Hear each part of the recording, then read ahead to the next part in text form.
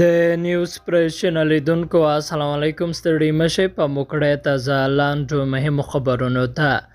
افغانستان کې ناامني د نړیوالو مؤسسو ټکر کوونکي وژل شوي.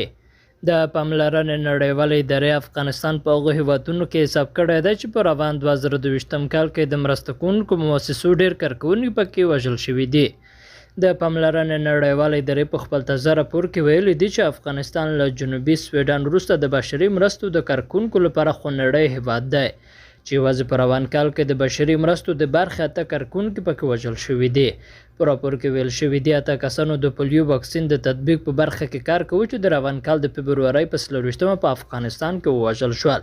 په راپور کې د پاملرنې نړیوالې ادارې د حقوقي مشاورې مالیسا کورنیټ له قوله لیکل شوي چې د اته کسانو په داسې یوه هیواد کې چې له بشري بحران سره مخ ته مهم کار کوو او وژل یې لویه ضایعه ده.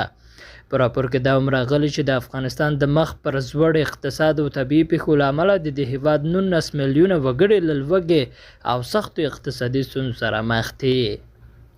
او نن او سبا په 21 ولایتونو کې د سختو اورښتونو وړاندوینه شوې.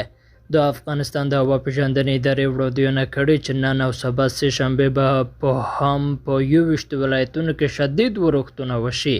د دې ادارې له اټکل سره سم په ګڼو ځایونو کې د نورو سیلاوونو د راوتلو احتمال شته. له پیښو سره د مبارزې وزارت د معلوماتو له مخې د وروستۍ یوې میاشتې په سیلابونو کې لږ تر لږه 180 تنه مړه شوي او 250 نور ژوبل شوي دي. تر ټولو وروستۍ مرګونې پیښه د شنبې په ورځ د لوګر ولایت په خوخی ولسوالۍ کې وه چې لږ تر لږه 20 تنه پکې مړه او 10 نور ټپیان شول.